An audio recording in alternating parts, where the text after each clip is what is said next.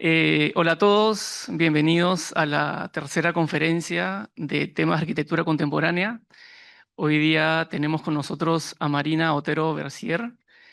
Voy a pasar inmediatamente a introducirla para que dé inicio a su conferencia. Marina Otero es profesora de la Graduate School of Architecture, Planning and Preservation, GSAP de Columbia University en Nueva York, donde dirige Data Morning, una iniciativa educativa dedicada a la intersección entre infraestructuras digitales, crisis climática, eh, a invitación del decano Andrés Jaque. En el 2022, Marina fue galardonada con el Harvard Wheelwright Prize por un proyecto sobre el futuro del almacenamiento de datos. Colaboró con el DIPC Supercomputing Center en San Sebastián para desarrollar modelos alternativos de almacenamiento de datos, como el proyecto Computational Compost.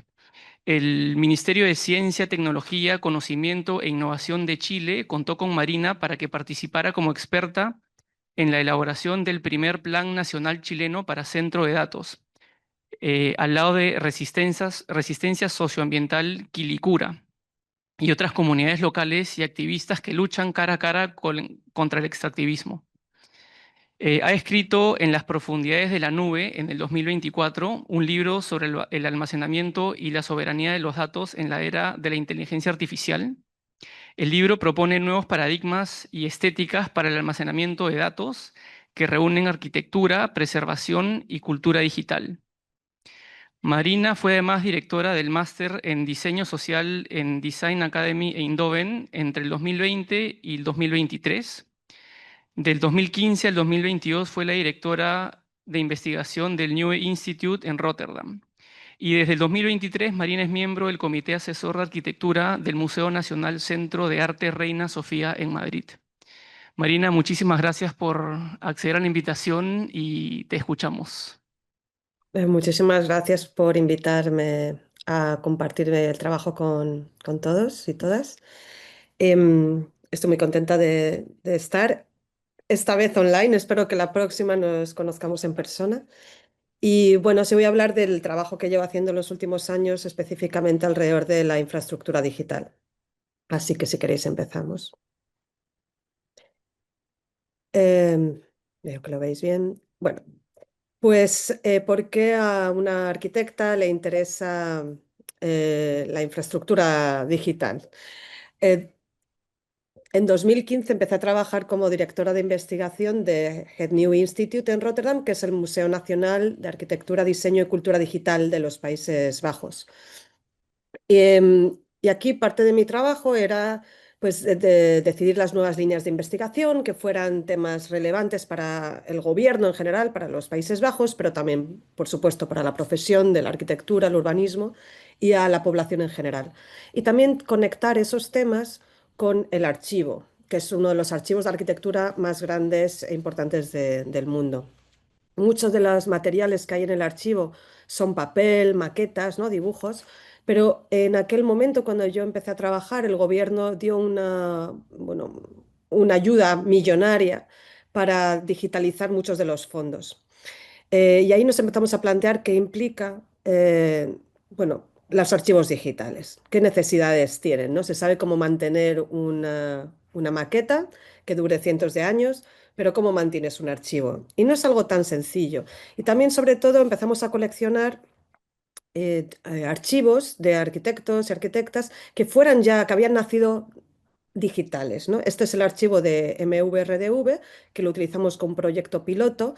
Y aquí, claro, lo que te dan los estudios de arquitectura son como hard drives, que tú, bueno, pues que empiezas a mirar archivos de todo tipo, el final 1, final 2, final 3, todas las pruebas con millones de capas, y eso también tienes que mantenerlo. Y nos dimos cuenta que al final es casi más difícil mantener archivos digitales que archivos en papel, porque siempre tienes que tener en cuenta que los programas, los diferentes software que se utilizan pues se vuelven obsoletos. También es verdad que las propias hardware, ¿no? Los ordenadores cambian, los dispositivos que utilizamos cambian y eso hace difícil que se pueda mantener un mismo archivo durante cientos de años como podemos asegurar con el papel o con las maquetas, ¿no? Por ejemplo. Entonces se tiene que contratar a empresas especializadas para que hagan lo que se llama la migración. Y en esas migraciones de un tipo de archivo a otro, de un tipo de aparato a otro, siempre hay pérdidas. Nunca la información nunca se queda como estaba, ¿no? Porque cambias de formatos y siempre el archivo nunca se queda exactamente como era en esas migraciones. Y lo que es más interesante es que la información digital también decae con el tiempo y sufre procesos de, bueno, de corrupción, podemos llamar. Y a mí eso me interesó mucho, pero también me interesaba pensar dónde se almacena toda esa información. Teníamos que pensar, pues, bueno, cuál es el archivo del archivo, dónde se almacenan los archivos digitales y se almacenan en servidores que en muchos de los casos están en centros de datos, algunos de ellos más grandes, otros de ellos más pequeños, pero esa tipología de los centros de datos me empezó a parecer muy relevante, aunque al principio era como una tipología arquitectónica anodina que no prestábamos atención. Pero aquel entonces, el 2016, empecé a colaborar con Hipólito Pestellini, que en aquel momento trabajaba en OMA con Rem Koolhaas, y estamos viendo estos tipo de infraestructuras que a veces no prestamos atención porque son cajas así abstractas, pero sin embargo en ellas se está transformando la manera en que entendemos el mundo, en la manera que trabajamos, que nos relacionamos. Y una de estas infraestructuras eran los centros de datos. Entonces empezamos a trabajar también en ámbitos educativos, en este caso en el Royal College of Art en Londres, a pensar, a repensar los centros de datos, como qué son exactamente, cómo se pueden rediseñar. Esto, por supuesto, he trabajado con muchísimas personas haciendo investigación en lugares muy precisos, intentando también analizar estos lugares a través de teoría, pero también de práctica, de diseño prototipado y dibujo, ¿no? Algunos de los libros que han surgido de esta investigación son pues, En las profundidades de la nube, que es el más reciente, pero también estos otros que veis son diferentes intentos de traducir al lenguaje arquitectónico este tipo de infraestructuras, ¿no? Y entenderlas desde la arquitectura. Os voy a poner un pequeño vídeo. No, no es importante el sonido, está en inglés, pero da igual, lo voy a explicar luego, ¿vale?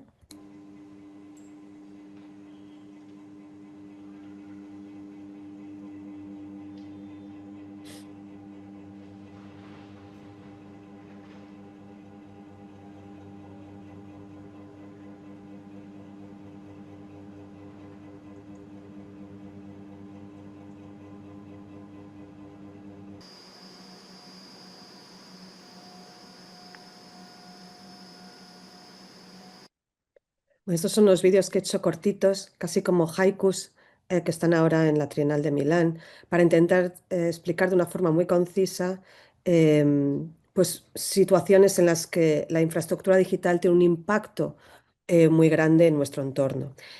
Y de eso voy a hablar hoy. A mí me interesan los centros de datos que guardan nuestra información, nuestros correos, nuestros archivos, nuestros memes, todo.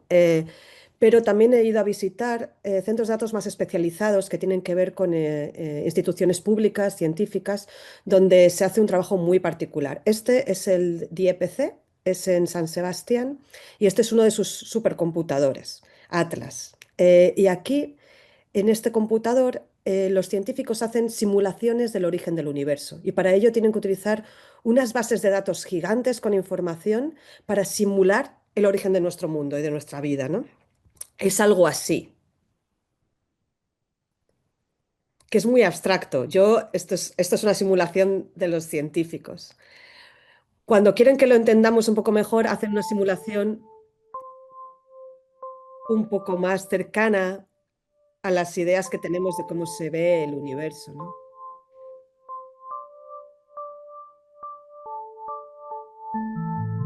Toda esta imagen tan bella en realidad viene de un cómputo a través de este supercomputador de un montón de información que tienen los científicos a mano que permite establecer estas simulaciones. Pero lo que es interesante es que para hacer esa simulación es necesario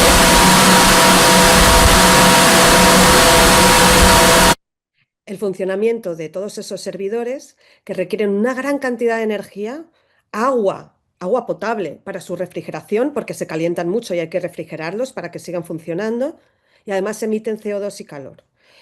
Ese calor que emiten hay que sacarlo fuera para evitar que colapse el sistema. Y en este lugar se hace a través de estos bueno, ventiladores, sencillo.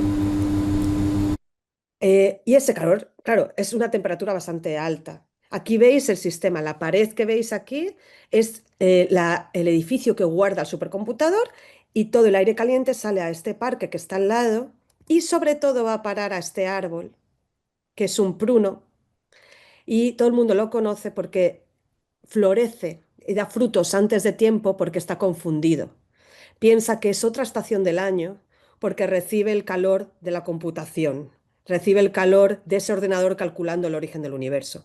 Y a mí me parecía una anécdota bonita y paradójica, también un poco triste, porque da la imagen, a través de una anécdota muy sencilla, el impacto que tiene la computación, la infraestructura digital, los datos en el medio ambiente. En este caso, pues el pruno, bueno, pues florece, pero nos podemos dar cuenta que estas infraestructuras tienen un impacto en el calentamiento global y en otros aspectos del cambio climático. Pero, ¿qué son los centros de datos? Muchas de las veces se manifiestan de esta manera, lo que he dicho, estructuras banales, abstractas, que realmente parecen no tener ningún tipo de relación con su ambiente inmediato, cosa que no es del todo cierta, porque nos quieren hacer pensar que funcionan independientemente del entorno, de las ciudades, de nuestras vidas, pero es todo lo contrario. No solamente están trabajando con nuestros datos, sino que necesitan energía, necesitan agua, emiten CO2, tienen que estar en lugares estratégicos para evitar que la información tarde en llegar. Es decir, están muy ligados a su entorno al final, aunque den esa imagen de que no les importa nada lo que hay alrededor. Y también es interesante pensar en que precisamente en un momento en el que somos cada vez más conscientes de los límites de nuestro mundo, que tal vez no podemos seguir consumiendo y produciendo al mismo ritmo, que vemos que el planeta es frágil, que hay que cuidarlo, pues se nos aparece esta idea del mundo, de la nube, del mundo digital como un mundo todavía lleno de posibilidades, donde todo es posible y todavía es posible ese crecimiento sin límites, cosa que no es verdad, ¿no? Porque la infraestructura digital, como hemos visto, como estamos viendo, necesita también de unas infraestructuras analógicas, matéricas, que tienen una implicación real en el mundo. Entonces, esta idea de que el mundo digital flota y permite todas estas posibilidades, las posibilidades del mundo digital están también ligadas a las posibilidades reales que hay en el ecosistema que tenemos que cuidar y proteger. Esto es una gráfica, ya es antigua, o sea, esto es aún peor ahora, pero en el lado derecho veis una gráfica que tiene un color azul oscuro y un color claro. El azul oscuro es la capacidad que tenemos de almacenamiento de información y el claro es la cantidad de información que generamos. Es decir, estamos llegando a una zona que se llama de insuficiencia potencial. Básicamente lo que quiere decir es que producimos más información de la que podemos almacenar. Estamos produciendo tanta información, por no contar ahora con toda la información que producen directamente las máquinas, las inteligencias artificiales, pues producimos tanto, tanto, tanto todos los días. Hay una sobreproducción de información y no hay manera de almacenarla. Y entonces diremos, bueno, pues producimos o construimos más centros de datos. Sí, la conclusión es que hemos construido muchos centros de datos en los últimos años a un ritmo vertiginoso y la electricidad que están consumiendo es también vertiginosa, sobre todo con la inteligencia artificial. Por ejemplo, aquí lo vemos. La electricidad que consume el centro de datos es equivalente a 3 millones de viviendas, por ejemplo, y no es, incluso estamos llegando a 5 aquí, ¿no? Los centros de datos tienen una capacidad bueno, de extracción de energía muy fuerte. Aquí, por ejemplo, también veis, debido a la inteligencia artificial, la electricidad que requieren los centros de datos. Y también pues van creciendo, ¿no? Las curvas van siempre hacia arriba. Y también, ¿qué pasa? Que cuanto más información generamos, más electricidad necesitamos, pues al final siempre hay riesgos de que haya bueno, pues que las redes existentes que tienen los países no puedan dar abasto. Y esto es lo que estamos viendo en esta gráfica, que hay un riesgo grande de que no, las redes no den abasto.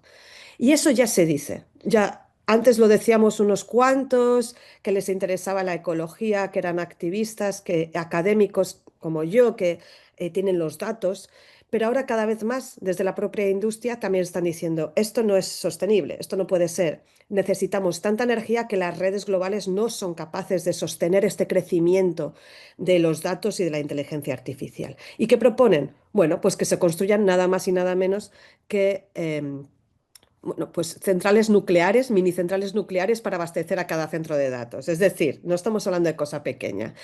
De hecho, muchas de las compañías que generalmente asociamos a los datos cada vez más se están convirtiendo en energéticas, porque su negocio también es la energía. ¿Qué ha pasado? Debido también a la inteligencia artificial, muchas de las promesas que nos habían hecho estas compañías como Google, que cada vez que iba a ser, buscaba la neutralidad de emisiones, ¿no? Cero, que emitir cero emisiones, pues eso ya se ha abandonado, ¿no? Porque no es posible hacerlo debido a la carrera, la famosa carrera por la inteligencia artificial. Lo que nos lleva a pensar que al final esa idea de la nube que nos han vendido, que flota sobre nuestras cabezas, que es etérea, no es así. Es estas emisiones, es esta cantidad de agua potable que se evapora todos los días para refrigerar los servidores, es esa gran cantidad de energía. Esa es la nube, ¿no? Y esto ha llevado a protestas en todo el mundo. Esta ocurrió en los Países Bajos. Un grupo de ciudadanos se dio cuenta que un centro de datos de Meta, iba a ser el más grande de Europa, iba a consumir tanta electricidad como su pueblo entero y ponía a riesgo de alguna manera en el que tuvieran abastecimiento energético en algún momento. Protestaron, consiguieron que este proyecto no se hiciera y consiguieron también un debate a nivel nacional de la necesidad de regular estos supercentros de datos. ¿Dónde se va a instalar este centro de datos ahora? Que los holandeses lo han rechazado. En España. Así que no creáis que esto, cuando ven que en un lugar no es posible, se lo llevan a otro. Y desgraciadamente Latinoamérica, igual que España, es uno de esos lugares donde van a parar proyectos que otros lugares no quieren. Esto es interesante porque pasa en todas las ciudades, incluso en Londres.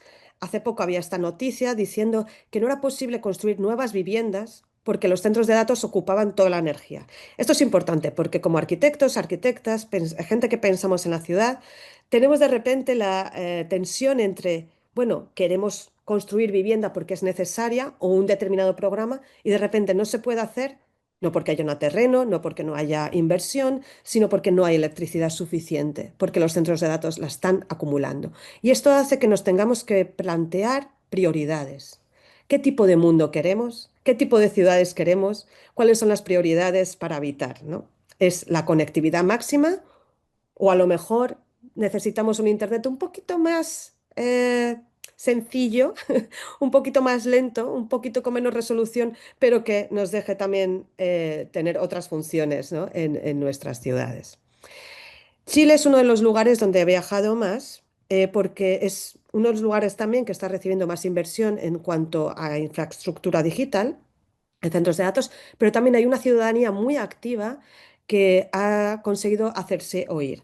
Esta es la comunidad de Cerrillos, en las afueras de Santiago, y ellos se dieron cuenta que el centro de datos de Google, que se iba a construir en su barrio, iba a consumir prácticamente todo el agua del acuífero local, dejándoles prácticamente sin agua, con lo cual protestaron y consiguieron que un juez les diera la razón y Google tuvo que rehacer el proyecto, cambiar el sistema de refrigeración a otro que consumiera menos agua, porque existen tecnologías, existen modelos que consumen menos, pero muchas veces las compañías se quieren ahorrar algo de dinero y no los implementan.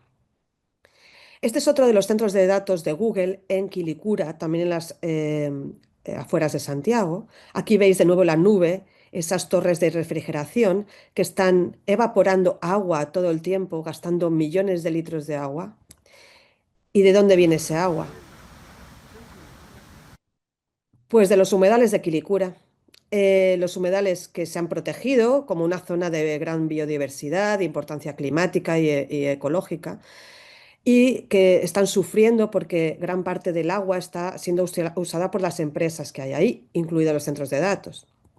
Entonces ha habido protestas ciudadanas, movilizaciones para evitar que esto ocurra y en particular yo he estado trabajando con Resistencia Socioambiental Quilicura y con una de sus integrantes, Rodrigo Vallejos, que es un ambientalista, un activista que ha estado trabajando por proteger los derechos de la comunidad, ¿no? Y también de todos los seres que viven en ese ecosistema. Y es importante porque, por ejemplo, pasan cosas como esta. Este es un bosque urbano. Y cuando yo estaba haciendo investigación desde lejos, vi que Google había propuesto la construcción de un bosque urbano en Quilicura para compensar las emisiones de su centro de datos. Y pensé, qué interesante, ¿no?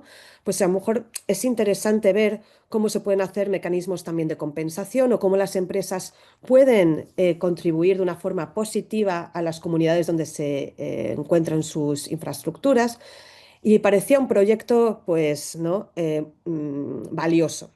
Y cuando fui a visitarlo en persona, y por eso es importante a veces visitar las cosas en persona, me di cuenta que no existía este bosque, que estaba seco, porque Google había plantado árboles, pero no se había encargado de su mantenimiento. Y el ayuntamiento, la comuna de Quilicura, tampoco tenía una partida para hacerse cargo de esto. Entonces se quedó como en un limbo y hoy en día, pues es un lugar abandonado. Y es una pena, es un proyecto fallido que podría haber sido mucho más exitoso y de servir a la comunidad y no ha sido así. Entonces hay veces que es necesario entender cómo llevar a cabo estos proyectos y es parte de lo que me interesa a mí, ¿no? Junto con estudiantes, igual que vosotros y vosotras, decidimos hacer un trabajo en la Universidad Católica de Chile, Diego Portales, en la Universidad de las Américas, con apoyo también del CCA en Montreal, pues trabajamos para que pudiéramos hacer una visualización de los humedales y del impacto que tenían los centros de datos en ese entorno. Hablamos con vecinos y vecinas, con biólogos, biólogas, con gente experta en todo tipo de materias y conseguimos hacer una serie de mapeos y una serie de propuestas que compartimos con la comunidad de Quilicura. Y también organizamos una serie de mesas redondas, mesas de expertos, que invitamos al Premio Nacional de Ciencia, Jaime San Martín, a la gente de la comuna de Quilicura, a muchos expertos y también a las compañías, porque Rodrigo y sus compañeros y compañeras nos pidieron que querían negociar, que querían hablar, sentarse en la mesa con Google y el gobierno y ver otros modelos posibles para infraestructura digital. Y lo tratamos de hacer, invitamos a las compañías, invitamos al gobierno, no aparecieron ninguno. Entonces decidimos ir a la carga de otra manera. Conseguimos salir en los medios, esto no lo hago para, para darme bombo y platillo, ¿no? Pero para que veáis que al final se hizo una campaña, ¿no? En la que conseguimos llegar a los medios más populares. Eh, Creo que soy la única arquitecta que ha salido en las últimas noticias en esta publicación chilena. Y bueno, es interesante porque salgo al lado de una noticia diciendo que Pancho Saavedra va a dejar el Botox, o sea, que hay veces que tienes que estar en este tipo de lugares más generalistas para que la gente te escuche, ¿no? Y bueno, al final caló el mensaje y el gobierno nos llamó y nos dijo, bueno, queremos hacer un plan nacional de centro de datos en Chile y queremos que seas parte como experta. Y yo dije, vale. Yo soy parte si invitáis a las comunidades que están protestando a ser parte también del proceso. Eso es muy importante. Accedieron y entonces estuvimos varios meses colaborando, haciendo reuniones, poniendo encima de la mesa las reivindicaciones de estas comunidades. Por otro lado, el gobierno se estaba reuniendo con todas las compañías, teniendo diferentes visiones, y de estas conversaciones múltiples surgió el Plan Nacional de Centros de Datos, que se presentó en diciembre, bueno, en casi principios de este año. Se está implementando y una de las cláusulas del centro del plan es que las comunidades sigan estando vinculadas al desarrollo de este plan, cosa que es muy importante y que no ocurre en otros lugares. Mucha gente dice, bueno, es un plan neoliberal porque igualmente está ligado al crecimiento, lo que busca es la inversión. Sí, porque todos los países están buscando la inversión, pero al menos este reconoce los peligros que hay asociados y que no se puede una inversión a largo plazo y crecimiento sin prever cómo hacerlo, sin tener en cuenta cómo rediseñar la arquitectura de estos centros de datos, cómo pensarla en relación a otros usos del territorio, etcétera, ¿no? Entonces, estas son algunas de las medidas que podemos ver como producción limpia, em, eh, lu- momentos en los que la capacidad de cómputo que tienen estas grandes compañías se puede usar parte para investigación de científicos nacionales, como hay momentos de capacitación para que las comunidades locales puedan también formarse para en un momento dado también trabajar en estas industrias. Pues, por supuesto, también planes para que haya un seguimiento más riguroso de las condiciones de los centros de datos y el comité multiactor, que es en el que están las comunidades, para el seguimiento y actualización del plan. Como digo, no es perfecto, pero ahora mismo es uno de los más avanzados que hay en el mundo, ¿no? Junto tal vez con los países nórdicos. En Europa hay un código de conducta, pero también se está actualizando y ahora se está pidiendo a las compañías que den números de uso de agua, de energía, de emisiones, de calor, etcétera, porque eran datos que las compañías tenían muy secretos, eran muy difíciles de encontrar y eso hacía también muy difícil legislar. Yo en mi trabajo me dedico a varias cosas. Una de ellas es participar en estos procesos de legales, legislar, porque me parece importante que hay que también poner códigos, ¿no? Pueden poner leyes de cómo regular estas infraestructuras, ¿no? Para que no nos pase como eso, que te quedas de repente sin posibilidad de construir viviendas porque no hay energía suficiente, ¿no? Entonces estoy haciendo también unos ciclos em, de eventos en el Colegio de Arquitectos de Madrid, también para concienciar a arquitectos y arquitectas de esta situación y animarles también a participar en estos procesos junto con las autoridades, ¿no? Ver cómo la arquitectura puede participar en el rediseño de estas infraestructuras. Me he dedicado también al tema del mismo manera con Chile, pero también me dedico al diseño de estas infraestructuras y a pensarlas de manera diferente. Cuando empecé, me decían siempre que lo único que podíamos hacer desde la arquitectura eran las fachadas, hacerlas bonitas. O como mucho, esto es un de OMA, decía, bueno, podemos hacer la planta y diseñar las oficinas. Esto era lo que creo. Ahora creo que podemos hacer muchas más cosas, ¿no? Esta es la típica fachada que te piden, ¿no? Em, para que en lugar de ser algo tan anodino, pues tenga un poco más de juego. Pero yo pienso que se pueden hacer muchas más cosas. Este es un proyecto espectacular, un poco de James Bond, porque el cliente quería una estética parecida a James Bond. Esto está en los países nórdicos. Aquí utilizan un espacio existente que era un búnker para hacer un centro de datos, porque ya puedo usar esa condición climática fría del búnker y también de seguridad para hacer un centro de datos. Este es, a nivel estético es uno de los favoritos, ¿no? Pero también hay otros, una tipología vertical, por ejemplo, en lugar que sean estas grandes cajas, que de repente pienses que puede tener una cuestión incluso más urbana y estar ligado a otro tipo de pensamiento, un pensamiento de desarrollo vertical de estas infraestructuras. Este es en Portugal. Aquí lo que hace es esta lámina de agua ayuda a regular la temperatura ambiente, la baja, y con eso consigue que necesitemos menos energía para refrigerar los servidores, porque la energía, el aire que tomas desde fuera ya está un poquito más frío. No es que solucione todo, pero son elementos arquitectónicos, diseños arquitectónicos que permiten tal vez mitigar la cantidad de energía y agua que se necesite. Este a mí me interesa mucho, es en Marrakech y utiliza arquitectura vernácula para de nuevo también bajar las temperaturas ambientes, ¿no? En una zona desértica. Crea estos lugares de patios, ventilaciones cruzadas, casi como un oasis, para hacer que el centro de datos consuma menos. Este es en Suecia y aquí es el tema es la materialidad. Utiliza madera en lugar de unos materiales que emitan más CO2.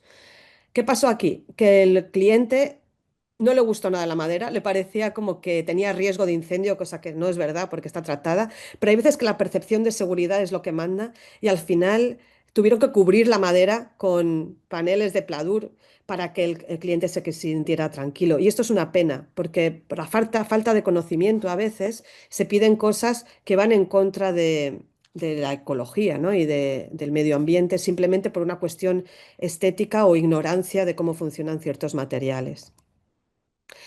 Aquí hay también cada vez propuestas más especulativas, ¿no? Esta es una de Arup, de cómo utilizar las plataformas petrolíferas para generar también centros de datos en medio del océano, o cómo ligar centros de datos a viviendas, a bueno, pues a diferentes sistemas de producción de comida, etcétera. Vamos a ver algo. Esto es un centro de datos en el norte de Suecia, en Luleå, que se dedica a hacer prototipos para el gobierno y también para compañías. A mí me parece fascinante, aprende muchísimo aquí.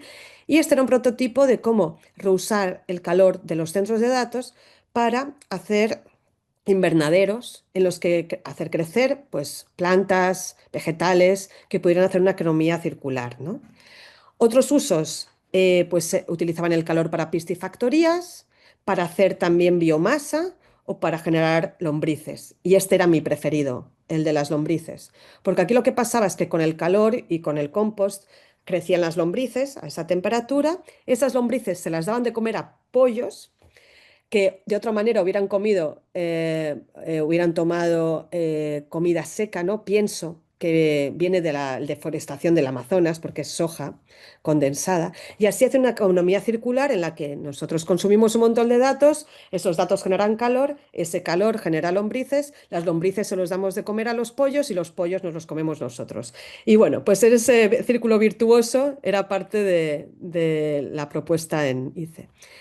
Em, También hay veces que los centros de datos y otras empresas dan electricidad o dan, perdón, también energía que se convierte en calor a la ciudad en general, a la red de la ciudad, que luego puede ser utilizada para viviendas.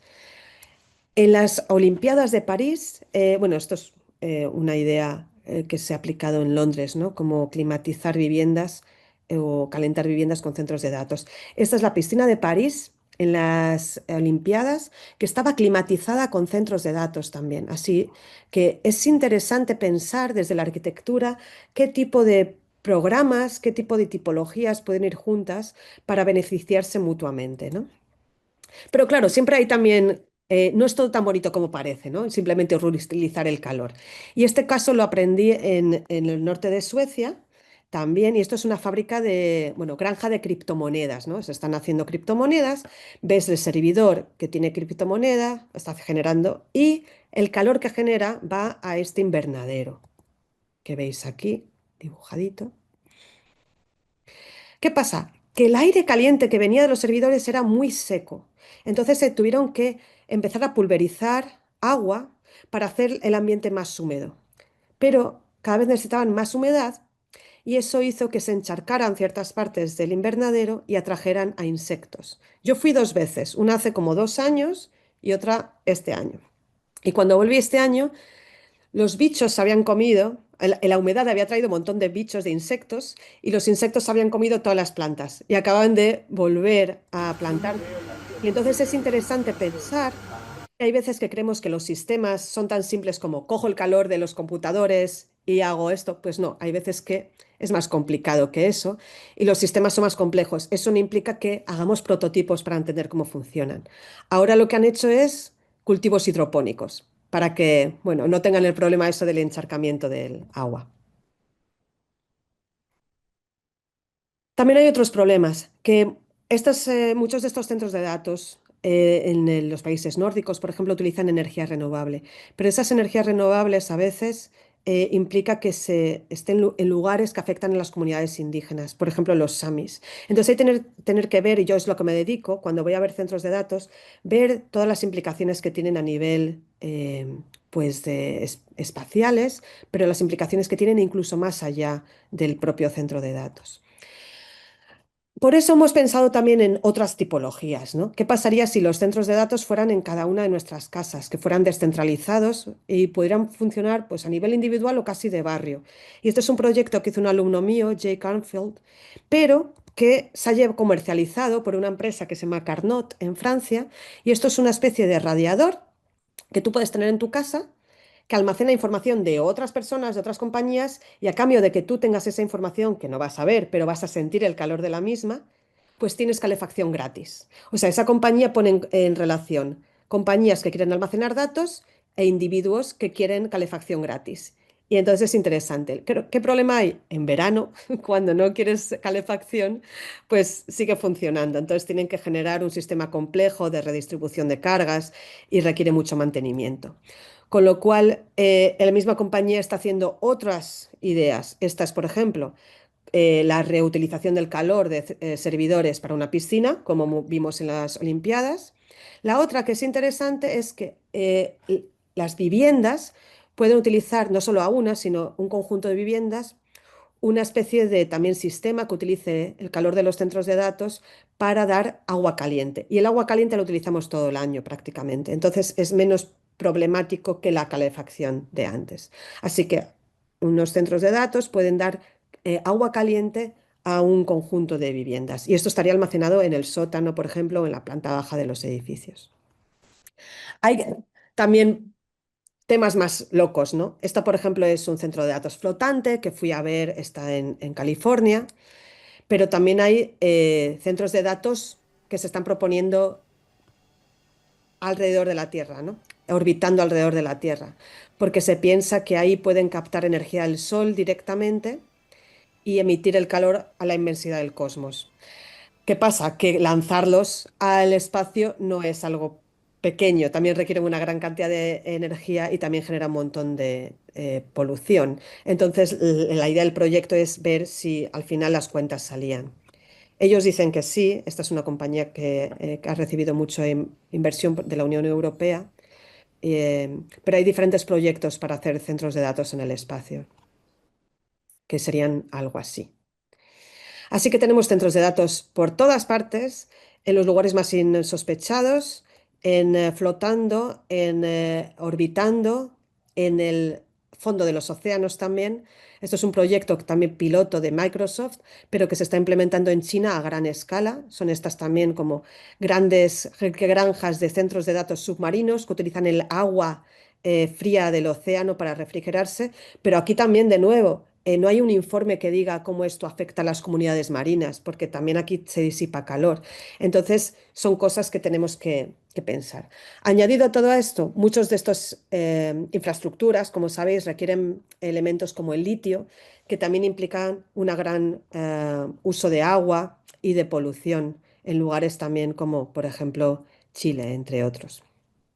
Y yo he hablado mucho de compañías, pero también hay una responsabilidad a nivel individual, ¿no? Es verdad que las compañías nos incitan y hacen productos diseñados para que consumamos cada vez más información, pero es verdad que nosotros también participamos en eso, ¿no? Y aquí esto es bueno, una idea de cuánto equivale, ¿no? Cuánto emisiones tiene un selfie en relación, por ejemplo, a las emisiones de un coche. Y es verdad que las imágenes que tomamos día a día y que se almacenan y que no volvemos a ver, siguen consumiendo energía, incluso cuando no las volvemos a ver. Y muchas veces están guardadas en varios servidores, en diferentes centros de datos, se las hemos mandado a varias personas, la tenemos en varios dispositivos y siguen consumiendo agua y energía durante su vida. Además de que todos estos datos que compartimos, en muchos de los casos, también estas compañías aprovechan de ellos, ¿no? Por eso hay cada vez más personas que están pensando, bueno, antes vamos a reducir la huella de carbono. ¿Cómo podemos hacer eso? Pues a lo mejor podemos consumir menos información, ¿no? Y cada vez hay más gente que está totalmente sobrepasada por la dependencia de lo digital y está buscando maneras de, bueno, pues tener una relación más saludable con la infraestructura digital y con los datos.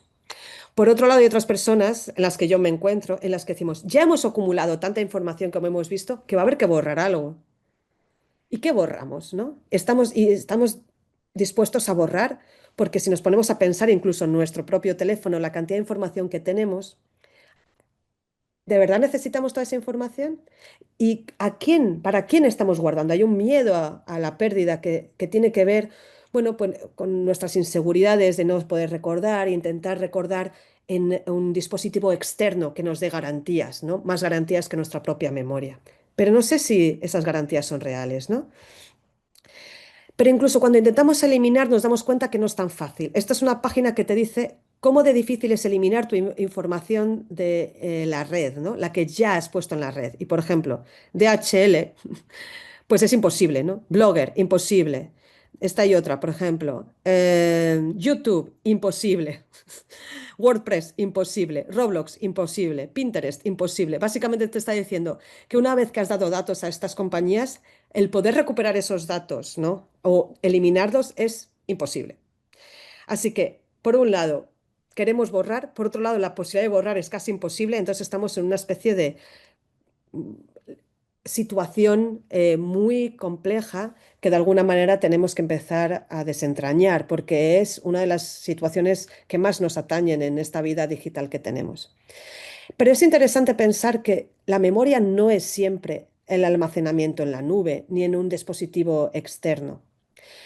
Para este grupo de aborígenes en Australia, y traigo este ejemplo porque me parece paradigmático, durante un proceso de repatriación les dieron unos bienes que eran suyos, que estaban en un museo nacional australiano, pero por unas leyes de repatriación se lo tenían que dar a las comunidades a las que pertenecía, que eran estas comunidades aborígenes. Y eran unos restos de antepasados, los primeros antepasados, ¿no?, que se habían encontrado en Australia, que eran el Mungo Man y Mungo Lady.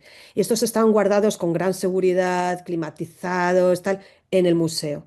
Pero cuando se los dieron a la comunidad, después de mucho debatir, la comunidad pensó que el mejor lugar en el que tendrían que descansar estos antepasados no era en un museo climatizado, sino en la tierra, y los enterraron.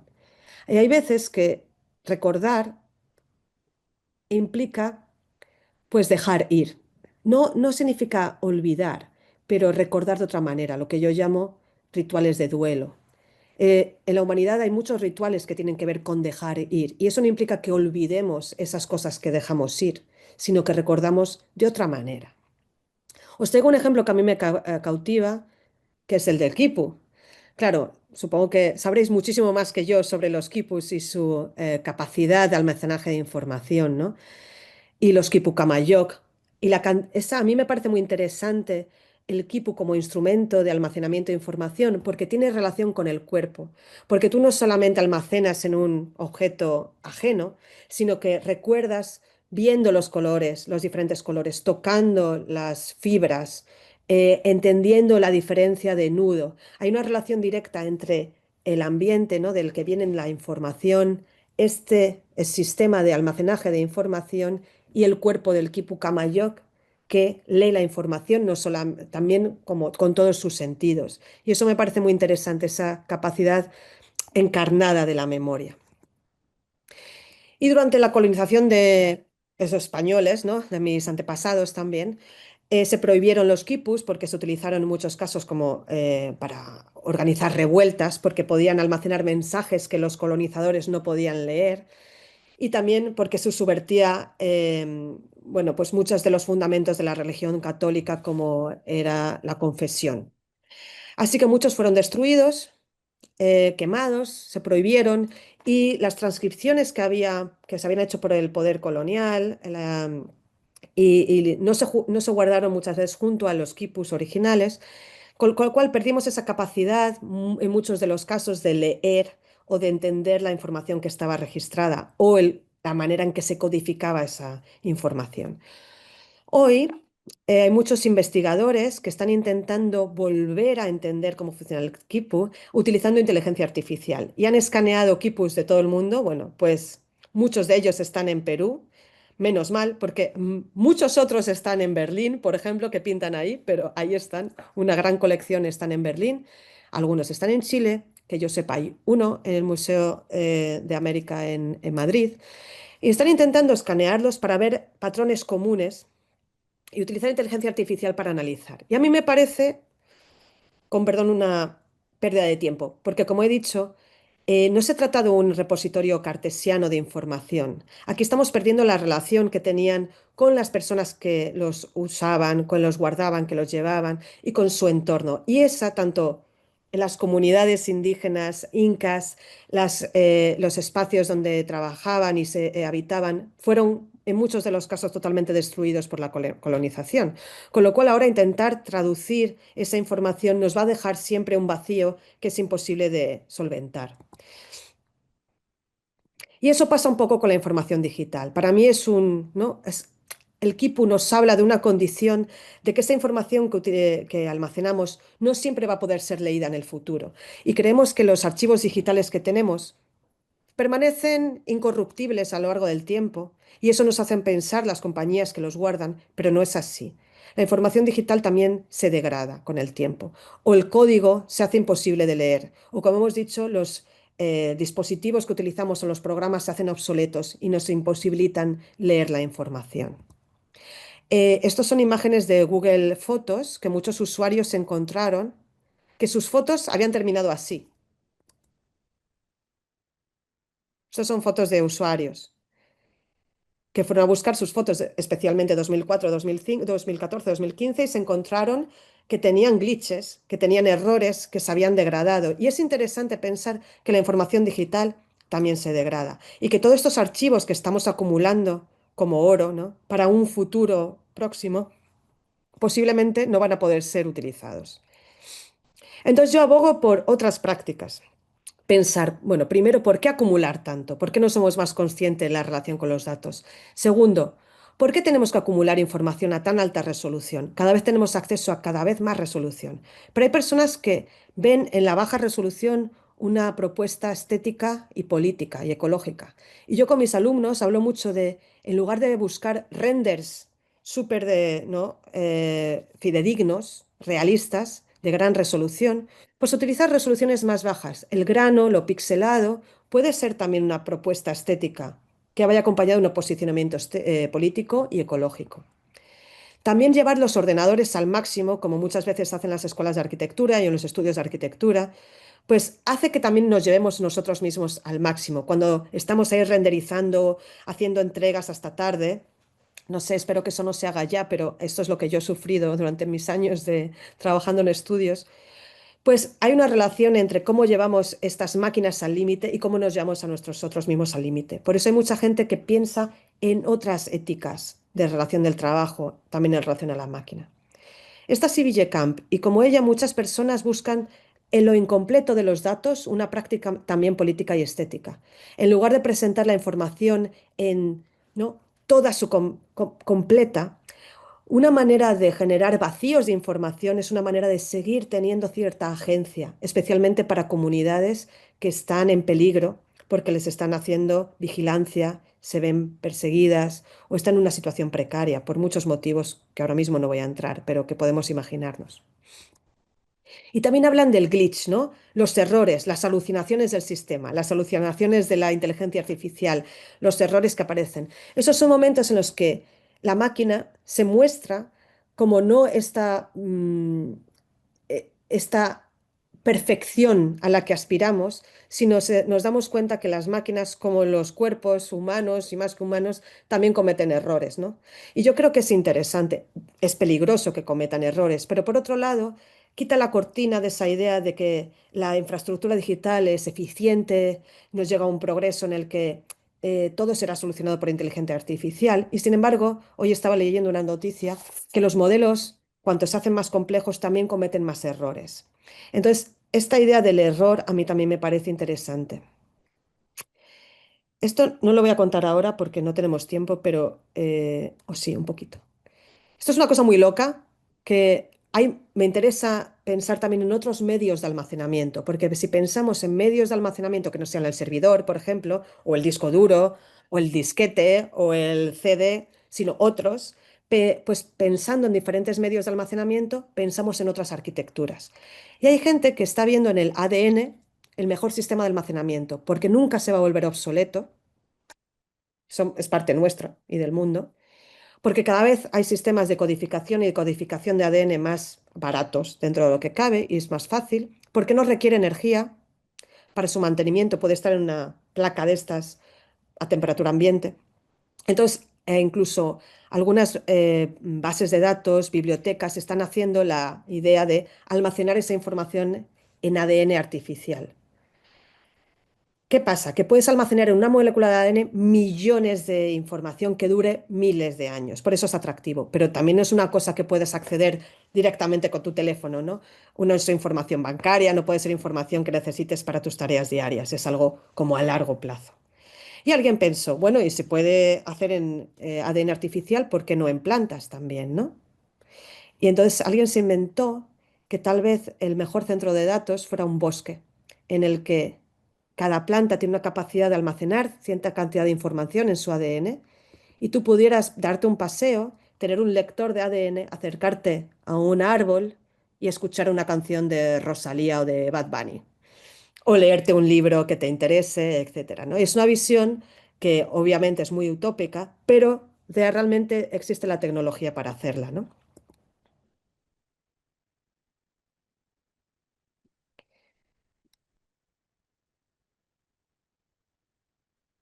Nos podemos imaginar ese centro de datos que en lugar de consumir energía, emitir CO2, hace lo contrario, genera oxígeno, no consume energía, sino que además es fuente de energía, etcétera. Bueno, ya termino. Os voy a contar cómo terminó la historia del pruno y lo que hice, porque yo hago prototipos también. Pues con los científicos y con las experiencias que tuve analizando diferentes maneras de utilizar el calor, nos inventamos este prototipo que se llama compost computacional o computational compost, como el título de la charla. Y aquí lo que dijimos es, bueno, ¿cómo hacer que estas simulaciones del origen del universo, el calor, no afecte al mundo biológico de una manera negativa, sino que creemos esa sinergia, pero de una manera más positiva? Entonces hicimos este sistema computacional, cada uno de estos que veis son Raspberry Pi, son ordenadores pequeñitos y juntos generan la simulación del origen del universo de los científicos. Hicimos también un vídeo que habla del Kipu, pero no lo voy a ver. Esto es en otra instalación, ahora que está en Milán, pero veis un poco, ¿no? Y hay dos pantallas, una que veis la simulación del origen del universo, según la están computando estos ordenadores pequeñitos, y la otra es una pantalla que te dice el calor al que llevan cada uno de estos computadores en su punto más caliente, que son 70 grados centígrados. Es un montón. Entonces lo que hacíamos es conseguir redistribuir el calor de esos puntos en una placa metálica y transmitirla a la otra parte del prototipo, que es un terrario. Es una máquina de vermicompostaje. Entonces, aprendiendo las experiencias de las lombrices que vimos antes, pero esta vez yo no quería que las lombrices se las comieran los pollos, sino querían que fueran un poco más felices, conseguimos dar el calorcito a este compost donde hay lombrices y estas lombrices con el calor generan, bueno, consumen materia orgánica junto con otros microorganismos y van generando un compost fértil. A mí me parecía muy bonito que el calor generado por las computadoras, intentando entender el origen del universo, el origen de nuestra vida, generara compost fértil, que si lo pensamos es también el origen de la vida, porque el compost es ese espacio donde rompemos, ¿no? Los desechos para generar vida nueva.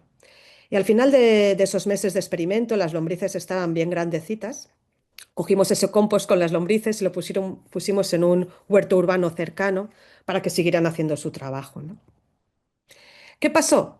Que también hay veces cosas inesperadas. La segunda vez que lo hemos instalado, bueno, la tercera que está en Milán, además de las lombrices, nos han salido animales nuevos, como pasó en la fábrica de criptomoneda. Hay proliferaciones que no estaban registradas. Y me mandaron este vídeo de, hay un bicho nuevo que no hemos identificado en tu prototipo. Entonces tuvimos que analizar si iba a ser bueno o malo y resulta que es una especie de 100 pies que venían tal vez con la tierra. No se llevan del todo mal con las lombrices. Aparentemente sigue siendo un compost, de hecho, incluso más fértil porque hay más bichos. Pero claro, no estaban contemplados estos bichos en el proyecto. Y me hace gracia porque a veces que aunque crees que lo controlas todo, siempre hay como elementos insospechados que te hacen aprender aún más, ¿no? Y bueno, de momento ahí siguen coexistiendo estos bichos. El otro día me llegó una imagen de que algunos habían conseguido escaparse del prototipo y que estaban correteando por la Trienal de Milán, que espero que no hagan mucho daño, porque si no voy a tener algún problemilla. Y nada, aquí, hasta aquí quería contaros un poco mi trabajo sobre cómo me interesa como arquitecta trabajar desde el rediseño de los centros de datos, hacer prototipos un poco locos, pero que bueno, pueden abrir la idea de otras maneras de relacionarnos con los datos y también hacer legislación y pensar en cómo queremos en realidad relacionarnos con esos datos, cuánto y cómo queremos almacenarlo y en realidad qué mundo queremos, ¿no? Que aunque sea digital, tenemos que tener en cuenta que ese mundo digital también afecta al mundo analógico en el que vivimos. Y nada, ver toda la gente con la que trabajo, que son muchas personas, porque yo no, si no, no tendría idea también de muchas de las cosas que son necesarias para hacer estos proyectos. Muchas gracias.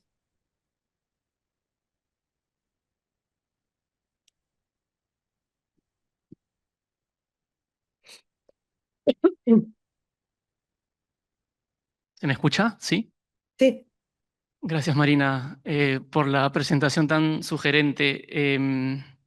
Mientras los presentes comienzan a pensar en sus preguntas, yo me animo a hacerte dos. Em, Quizás la primera relacionada a la primera parte de la presentación, donde de alguna manera me parece que el gran tema que subyace a lo que tú dices tiene que ver con una idea de nueva geopolítica, de alguna forma. Me parece que estos procesos tecnológicos están involucrándose a nivel global, no a través de la geopolítica de los estados-nación, sino quizás a través de la injerencia creciente de grandes transnacionales o grandes empresas tecnológicas. Eso por un lado. Em, entonces me preguntaba, digamos, si lo inmaterial o lo aparentemente inmaterial que es toda esta ecología de datos tiene un efecto concreto y material en el mundo que habitamos. Mi pregunta es, ¿cómo es que tú proyectarías esta relación entre Estados-nación y estas otras entidades que son las que, según tu presentación, están modificando como de mayor manera el planeta que habitamos, ¿no? Si tú te sí. proyectaras, no sé, 15 o 20 años, no sé, describes ese futuro? Bueno, el que yo me gustaría, el que estoy viendo que vamos en camino no me gusta nada. Lo podemos ver en Estados Unidos también, ¿no? Como esa injerencia política que tienen estas compañías. Bueno, y también, bueno, pues gran parte, mucha de desencanto, violencias que estamos viendo, vienen también de la manera en que se gestionan los algoritmos de estas compañías, ¿no? Entonces es muy peligroso. Em, yo parto de una cosa, que es que los datos que estas compañías tienen y con las que se hacen ricos, que acumulan tanta capital, para que sean las compañías más valoradas, ¿no? Que tienen los mayores activos y sus CEOs sean los mayores millonarios del mundo, esa información es nuestra, está generada por el conocimiento colectivo. Entonces, eso hay que tenerlo en cuenta. Incluso las inteligencias artificiales se están nutriendo del trabajo de artistas, de compositores, de pensadores, de nuestro trabajo día a día, de nuestras conversaciones, de nuestras pequeñas creaciones, de nuestros ensayos, sin estar remunerado. Es decir, se están beneficiando de nuestro conocimiento compartido y se están haciendo ricos con ello. Y con esa capacidad de, bueno, de acumulación de capital están haciendo pues injerencia política a nivel internacional. Mucha gente dice, bueno, por ejemplo, el artista Jonas Stahl se dedicó a hacer juicios en determinadas partes del mundo diciendo que la información de Facebook pertenece a las personas que participan en Facebook, con lo cual se tiene que colectivizar. Eso es una propuesta, colectivizar estas compañías. Hay gente que dice que tienen que ser infraestructuras públicas. A lo mejor estas mismas no se pueden ahora expropiar, ¿no? Lo vería muy difícil y nos acusarían de muchas cosas. Pero en la Unión Europea cada vez hay más, bueno, debate sobre la necesidad de construir nuestras propias infraestructuras soberanas porque cada vez se hace más necesario que no tengamos siempre que vivir bajo el yugo de estas multinacionales que parece que no tienen límites para nada. Entonces, bueno, yo me imagino, y ya me gustaría pensar, que la información es un bien público y que el acceso a la información es un bien público y que estos centros de datos no sean estas fortalezas que nos afectan mucho, pero que no tienen una relación con nuestras vidas, que se convirtieran en espacios más cívicos, más cercanos a bibliotecas. No se puede con toda la información, pero sí con una gran parte, que es una información de acceso público. Así que para mí eso sería el espacio que me gustaría que llegáramos, ¿no? Que estas infraestructuras no extraen, sino que aportan mucho más a nuestra ciudadanía de una manera positiva y que luego son infraestructuras públicas. Eh, y cada vez veo más ideas en ese sentido, tanto de diseño arquitectónico de estas infraestructuras para que de hecho sean más públicas, y también comentario y debates sobre cómo podríamos hacer infraestructuras públicas, que es un esfuerzo grandísimo, porque claramente estas compañías llevan invirtiendo en ello muchos años, muchísimo dinero, y entonces nunca podrían ser el mismo tipo de infraestructuras, nunca van a ser tan rápidas, con tanta resolución, etcétera. Tendríamos que pensar en otras, en otro tipo de valores que queremos que estas infraestructuras digitales tengan, en otro tipo de valores que esas inteligencias artificiales, o como queramos llamarlas, tengan, y que sean diferentes. Así, eso es como me lo imagino yo y muchas personas con las que trabajo. De acuerdo. Em, y mi segunda pregunta em, tiene que ver más quizás con el rol del arquitecto. Sobre tu hombro izquierdo veo en tu segunda repisa el libro de Utopía, este Sí, grupo, este colectivo, digamos, contemporáneo, superestudio, y inmediatamente me vino a la imagen el monumento continuo, que es extremadamente parecido a estas cajas que tú describes. sí. No sé si fue lo que se imaginó este grupo radical, pero en todo caso es extremadamente cercano. Y me gustó mucho en ese sentido el término que introdujiste, mecanismos de compensación. Me parece que lo que tú haces, lo que hacen muchas personas, muchos investigadores, que es simplemente como, bueno, no simplemente, de manera muy compleja, es observar el mundo, intentar entenderlo, decodificarlo y comunicar. Me parece que eso mismo es un mecanismo de compensación frente a lo que sucede. Pero si nos trasladamos a la actividad quizás más típica del arquitecto, ¿qué mecanismos de compensación crees que pueden surgir que no estén tan ligados a lo tecnológico, quizás no tan ligados a las colaboraciones que tú haces, sino desde una trinchera quizás más tradicional, pensando un poco en el sur global, y que no se reduzcan necesariamente a cuestiones materiales, ¿no? Como nos mostrabas estas cajas que de repente tenían una envolvente de madera? Em, Creo que eso tiene que ver quizás con dejar atrás algunos cánones y pensar en nuevos cánones y ver de qué manera seguimos operando en el espacio, porque finalmente todo lo que nos has mostrado tú aterriza en el espacio, es una cuestión territorial. ¿Cómo imaginas tú cánones o qué criterios deberíamos tener en cuenta para transformar nuestra práctica más cotidiana, la elaboración de edificios, si se quiere, y que gane una cierta agencia, una cierta injerencia sobre estos procesos que en verdad creo que eh, no necesitan de arquitectos, pero quizás el arquitecto tiene algo más que aportar? Bueno, sabes que antes cuando yo empecé me decían que no hacía falta arquitectos, pero ahora me llaman continuamente para asesorar a gente de la industria o pues, para planes nacionales, etcétera, ¿no? Y cada vez yo creo que se entiende más que desde la arquitectura tenemos una visión que integra diferentes parámetros, ¿no? Y que podemos juntar diferentes escalas, podemos pensar en diferentes escalas, diferentes territorios, diferentes tipos de usuarios, diferentes tipos de temporalidades. Y eso es muy rico. Y nos interesa estas infraestructuras más allá de sí mismas. No las tratamos como una ingeniería, como dices tú, simplemente a resolver un problema técnico, que a mí también me interesa conocer, porque eso me ayuda a tener conversaciones más profundas, ¿no? Y pensar, ah, bueno, pues si emite calor, este calor se puede reusar. Pero no solamente eso, ¿no? Como dices, es más complejo.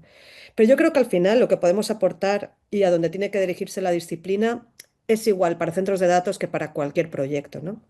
Primero, tener en consideración el impacto que tienen nuestras intervenciones en el territorio, ¿no?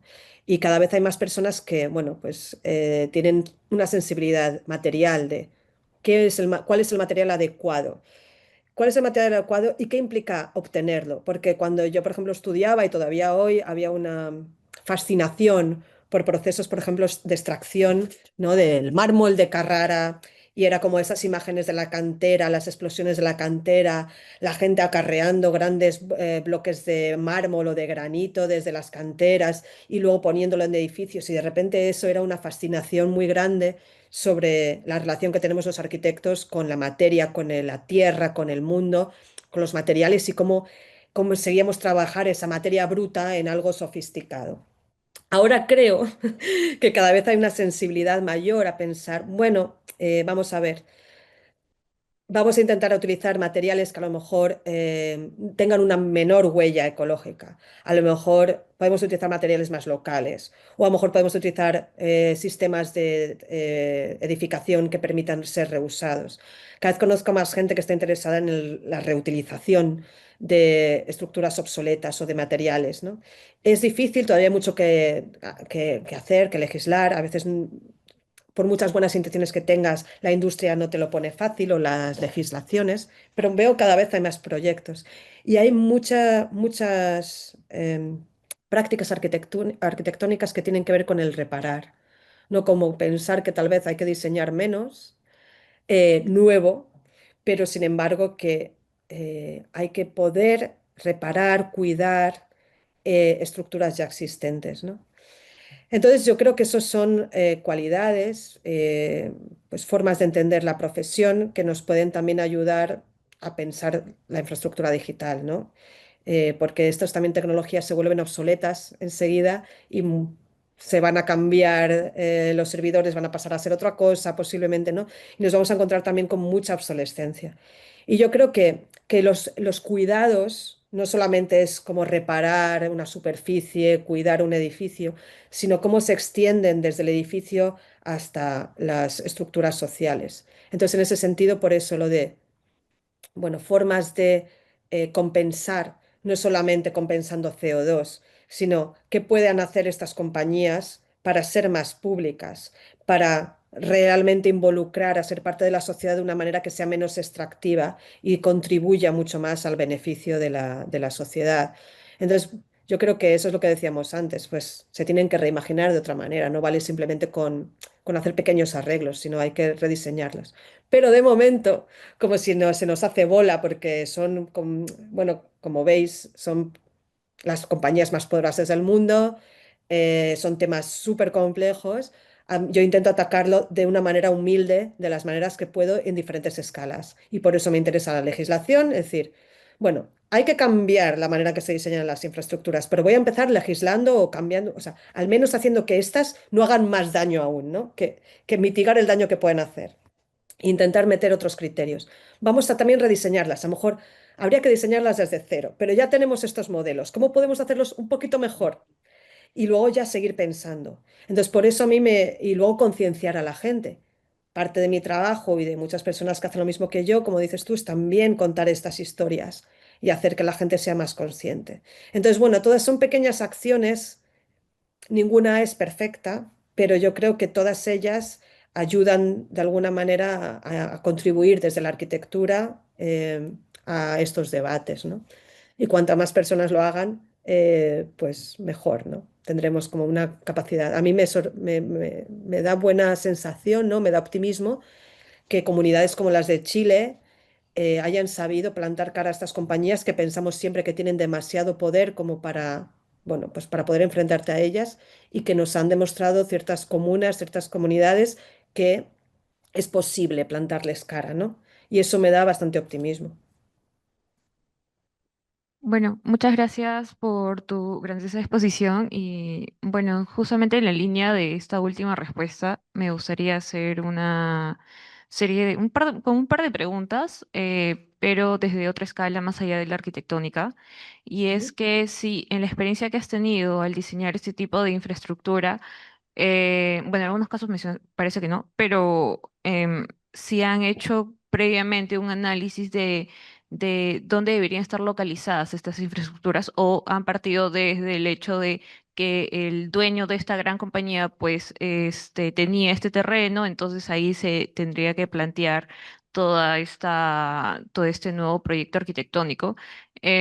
Lo menciono porque, claro, desde la lógica de la planificación urbana, en realidad, en teoría, se debería como que hacer esta evaluación o este análisis más como estratégico de dónde debería estar ubicado una base de datos y que no tenga algún tipo de conflicto con su entorno, ya sea por las comunidades, las comunidades cercanas o por el entorno ambiental, ¿no? Que, el paisajístico, etcétera, que se puede encontrar. Entonces quería saber eso desde tu experiencia, cómo ha sido este planteamiento estratégico de su ubicación y también si conoces, si en alguna ciudad, en un país, tienen algún master plan sí, un instrumento de planificación en donde ya estén haciendo este tipo de evaluaciones para saber cuáles deberían ser las mejores ubicaciones para ese nuevo tipo de infraestructura, porque así como hacemos toda una propuesta de sistemas de infraestructura ecológica, de sistemas de infraestructura de todo lo que tenga que ver con equipamiento, sistemas de transporte, movilidad, o sea, también debería haber una capa más que tenga que ver con este tipo, otro tipo de infraestructura que en realidad que es parte de nuestro presente y bueno, en ciudades como Lima en realidad ya será parte de nuestro futuro, ¿no? Entonces, esas son las dos preguntas Sí, que es una haría. pregunta fantástica, creo que es muy importante. A ver, ha cambiado bastante la ubicación de los centros de datos, ¿no? En un principio estaban muy ligados a los lugares donde había cables transoceánicos, ¿no? De comunicación, porque buscas la menor latencia, ¿no? La menor, eh, o sea, como que la información se transmita lo más rápido posible. Entonces, muchos centros financieros siempre estaban localizados cerca de donde había un cable, donde llegaba el cable de Internet submarino. Y sigue pasando que, sobre todo las empresas, las industrias que necesitan trading, ¿no? Como hacer operaciones que en milisegundos importan, pues tienen que estar ahí. Eso se heredó y había siempre como unos núcleos particulares en los que se entendía que los centros de datos tenían que estar cerca de esos lugares de máxima conectividad, pero claramente tenían que encontrar un terreno más o menos barato eh, y en muchos casos acceso a electricidad y agua, ¿no? No era tan difícil la cuestión de la electricidad hasta ahora, que de repente se ha visto que sobre todo con la inteligencia artificial el consumo es masivo. Entonces ha empezado a cambiar varias cosas. Una, Em, cada lugar tiene sus incentivos. Por ejemplo, en los países nórdicos se han instalado muchos centros de datos por el clima. Es decir, el clima frío te ayuda a consumir menos agua y energía por temas de climatización. Y encima, pues daban incentivos fiscales, casi 90% de reducción de impuestos, o sea, y tienen energías renovables. Entonces, muchas empresas se fueron a los países nórdicos. En otros lugares era otro tipo de incentivos. Era energía muy barata, terrenos muy baratos, por ejemplo, eso en zonas más de Texas, de Estados Unidos, etcétera. Cada lugar tiene sus potencialidades. Entonces, si ves, eso es lo que ha hecho que haya ciertos clústeres en el mundo. Ahora con la inteligencia artificial lo que ha cambiado es que hay centros de datos que se utilizan fundamentalmente para entrenamiento de inteligencias artificiales en los que la latencia no es tan importante y pueden estar en cualquier lado. Prácticamente. Entonces, ahora, por ejemplo, se plantean hacer este tipo de centros en Antofagasta, en la región del norte de Chile, la región del norte de España, que no son lugares que tengan ligados a una gran capital, eh, como era necesario antes, ligado a centros de inversión o así, pero a otro tipo de situaciones en las que, por ejemplo, haya energía solar. Entonces, están nuevos territorios de oportunidad, por eso aparecen también en el espacio, etcétera.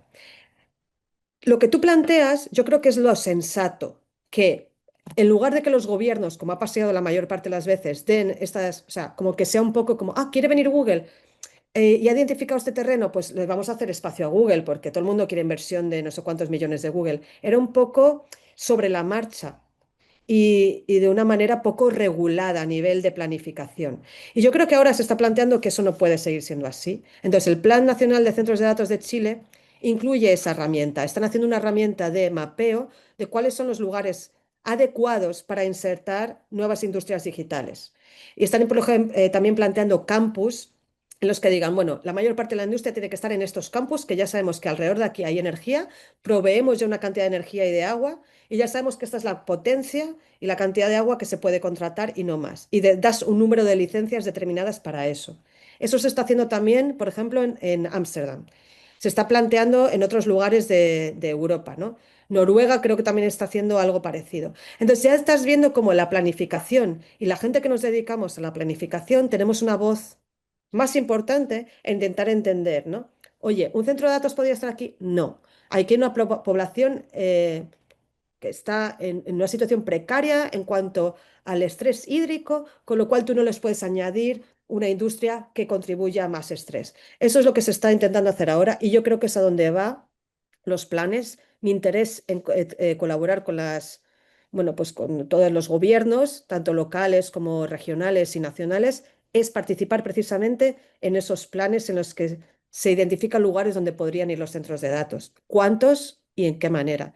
Así que si es algo que te interesa, pues yo te animo a que lo empujes porque es fundamental y yo creo que todavía no hay suficiente actividad al respecto. Yo creo que cuantos más seamos reivindicando esto, mejor. Bien, ¿qué tal? Hola, quisiera hacer una pregunta en relación a la seguridad de los centros de datos. ¿Cuál es Ujú, la relación de la seguridad con un posible programa en caso ellos puedan ser públicos? Y además, ¿cuál es la relación también con el tema que mencionas, que es la soberanía de datos?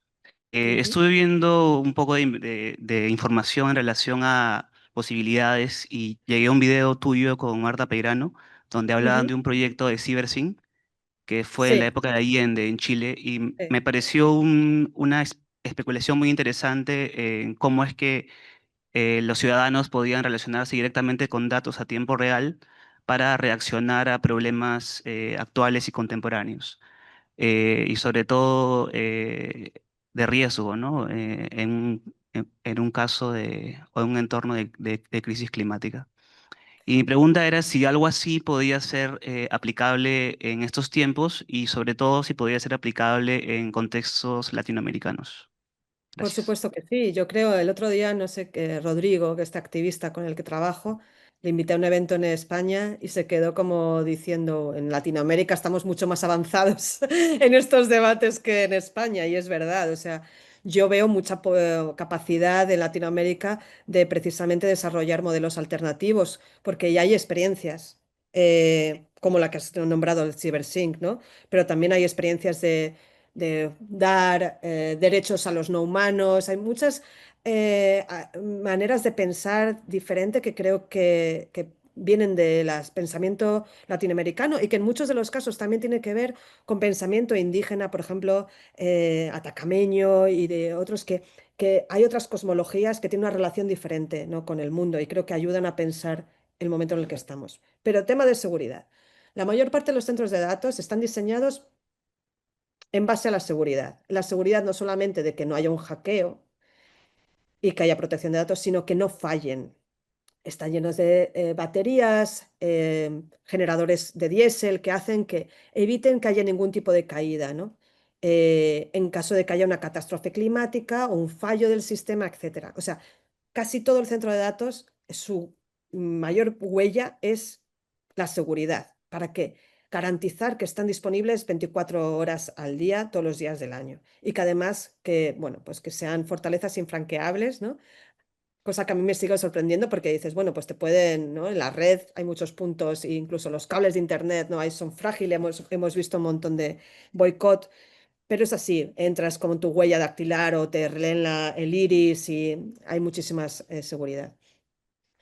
¿Qué pasa? Dices, bueno, entonces, ¿cómo serían públicos? Vale, no todo. Yo creo que lo que yo siempre digo es que tenemos que pensar en las ecologías de los datos, porque ahora mismo casi todo tipo de datos se almacenan de la misma manera y yo pienso, a lo mejor unos datos bancarios o de salud que no queremos hacer públicos o datos sensibles del gobierno que no se van a hacer públicos, no es lo mismo que a lo mejor los datos que yo comparto de mis charlas, la información que ya publico online en las redes sociales o información que yo estaría dispuesta a compartir de una manera más abierta. Entonces, ese conocimiento que ahora mismo también se guarda de la misma manera, según los mismos criterios, creo que podría ser dar pautas para diseñar diferentes. Entonces yo creo que en el momento que empezamos a pensar en diferentes tipologías, tipos de datos, también podemos empezar a pensar qué necesidades tienen esos datos. ¿Necesitan tanta seguridad? Sí o no. ¿Necesitan estar disponibles todo el rato? Pues a lo mejor no. ¿Por qué? ¿Por qué toda la información tiene que estar disponible todo el rato? También los programas de la ciudad no están abiertos todo el rato. Hay tiendas que abren una hora, hay lugares que abren una hora. Entonces, creo que nos hemos acostumbrado a esta continua disponibilidad y a estar en que también nos requiere estar enganchados continuamente y creo que se podría cambiar. Entonces, yo parto de eso. Dime qué datos tienes y te diré qué arquitecturas podemos hacer. Y hay muchos datos que son abiertos y así podríamos hacer centros de datos que fueran mucho más cercanos a la idea de biblioteca que a las tipo de centros de datos que tenemos en la actualidad. Así que yo en ese sentido soy bastante optimista, ¿no? Y pienso que es posible hacer otros modelos. Gracias. Hay una pregunta, Yuri, si nos ayudas. Betty, tú levantaste la mano en el Zoom.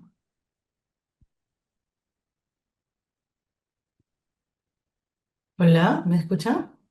Mm. Sí. ¿Qué tal? Hola Marina, muchas gracias por la presentación.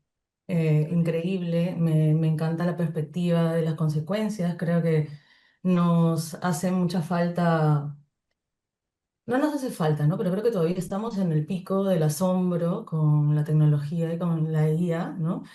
Y pasar al plano de las consecuencias es algo que creo que nos ha tomado como un siglo, ¿no? Desde que empieza realmente notar, ¿no? Cuáles son los impactos en el medio físico.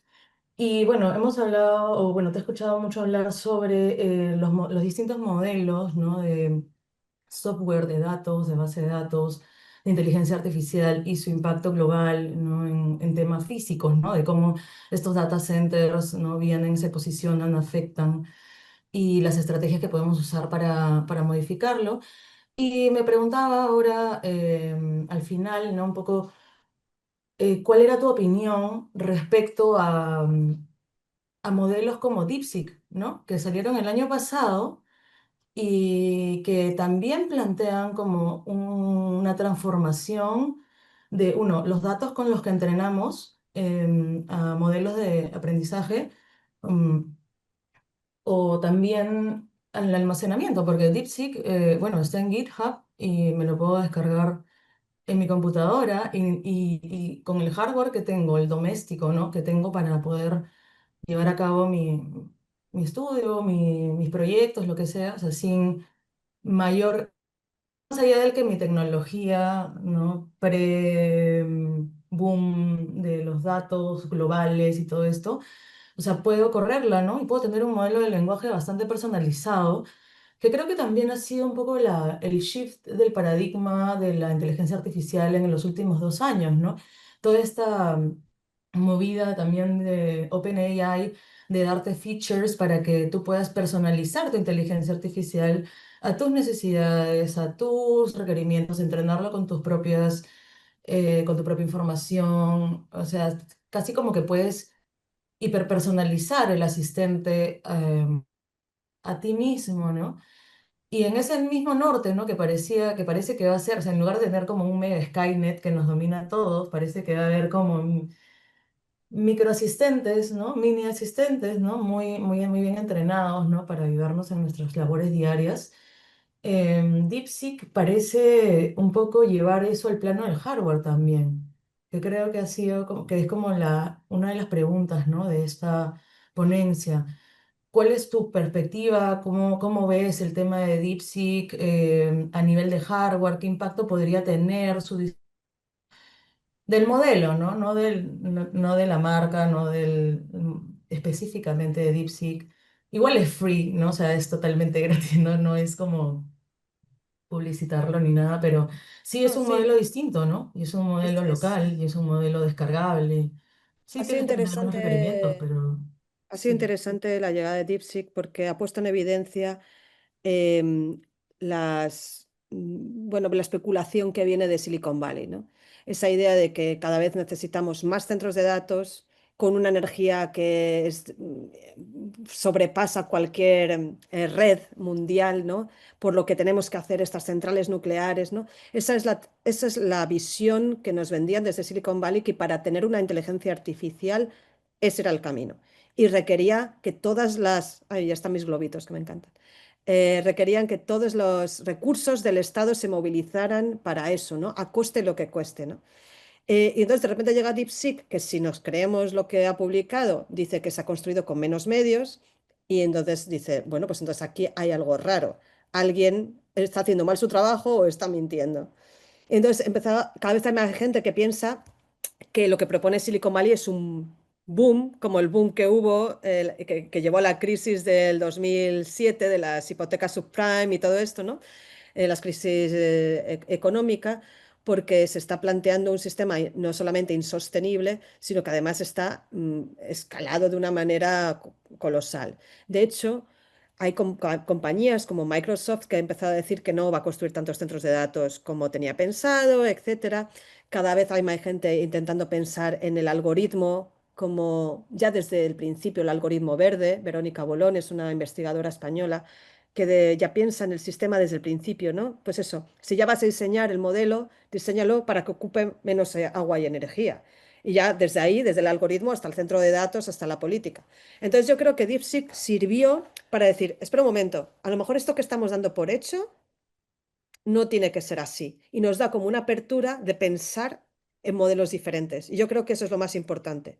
Independientemente de que DeepSeek sea mejor o peor, pero yo creo que abre esa posibilidad de que no tengamos que comer, ¿no? Solamente lo que nos sirve Meta, Amazon, OpenAI, etcétera.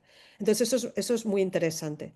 Lo que me preocupa del asistente personal, y eso tengo una charla completamente diferente, es que durante diferentes episodios en la historia hemos encontrado siempre lo que el otro que hace el trabajo por nosotros. En muchas ocasiones han sido máquinas, animales, en otras han sido esclavos. Hay que tener cuidado con siempre tener la necesidad de que alguien nos haga el trabajo, independientemente de que si a todo el mundo nos viene bien un asistente personal.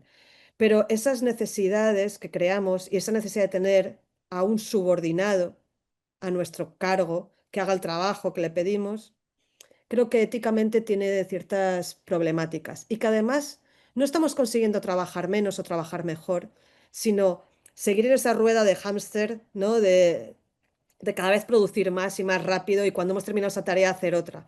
Entonces, no quiero criticar, que seguramente hay personas que encuentren en ChatGPT una ayuda o en DeepSeek incluso un psicólogo gratis. Y entonces hay que estudiar bien esas necesidades que como sociedad tenemos y por qué la tecnología ha venido a ocupar un espacio que a lo mejor tendríamos que haber ocupado de una manera mucho más solidaria entre nosotros y nosotras, ¿no? A mí me da pena que al final todo tenga que ser con un asistente personal, ¿no? Con un Siri, con no sé qué. Pero yo creo que para mí, porque he estudiado las historias de la tecnología, y en muchos de los casos ese asistente personal o ese otro implica una relación de subordinación muy problemática que si extendemos a otros ámbitos de la vida, estamos en situaciones a las que no querríamos llegar, ¿no? De explotación, extracción máxima. Pero bueno, esas son algunas de las ideas. Es un tema fascinante y da para muchas horas de conversación. Una última pregunta, Marina. Hola Marina, buen día. Primero, tu viaje desde digitalizar los archivos hasta los centros de datos es muy interesante porque también despierta mucha curiosidad y demuestra tu curiosidad como arquitecta. Y aquí seguro ha despertado mucha curiosidad. Y mi curiosidad va en cómo tu discurso, esta narrativa, este viaje que nos has contado, es enfrentado cuando vas a los legisladores, que son los que se encargan de mover las masas y pueden legislar, por ejemplo, lo que mencionas, ¿no? El uso de estas plataformas o inteligencias artificiales en la población. Muy corto. Gracias. Bueno, a ver, las respuestas, gracias, ¿eh? Es verdad que soy una persona curiosa y eso es lo que me lleva a interesarme por estas cosas. Em, las respuestas en todos los ámbitos son complejas, ¿no? Hay gente que se sorprende, hay gente que se enfada, ya a nivel de población general, hay gente que me insulta, hay gente que me dice que una arquitecta no tiene ni idea, que una mujer arquitecta no tiene ni idea de infraestructuras digitales, o sea, me han dicho ya de todo. Los legisladores al principio nada, nos ignoraban hasta que, bueno, pues cada vez, y esto me pasa otra vez en España, ¿no? En Chile nos costó que nos pudieran recibir en el Ministerio de Ciencia y Tecnología y ahora es normal que estas conversaciones ocurran en el Ministerio de Ciencia y Tecnología, al menos con el gobierno actual. En España, el otro día hice un evento en el que invité a, bueno, pues eso, Marta Peirano, y invité a otras personas, invité a gente del gobierno municipal de Madrid y del gobierno central de España, que son las responsables de digitalización.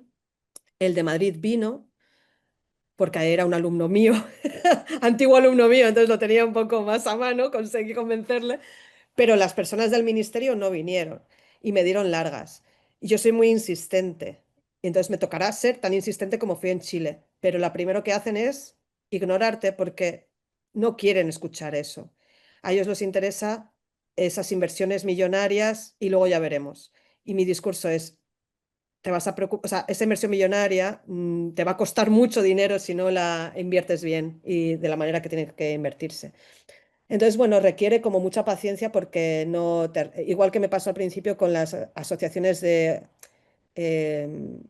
centros de datos, que cuando me acercaba a ellos en 2015 y les decía, hola, soy la arquitecta, me gustaría pues pensar en cómo colaborar, y me decían, pues, arquitecta, pues eso, haciendo la fachada, ¿no?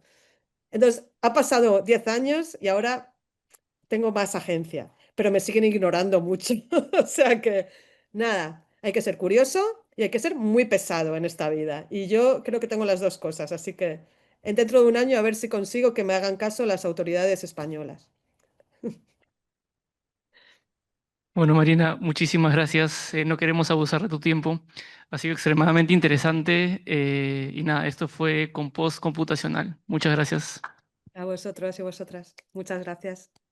Hasta la próxima, Marina. Hasta la próxima.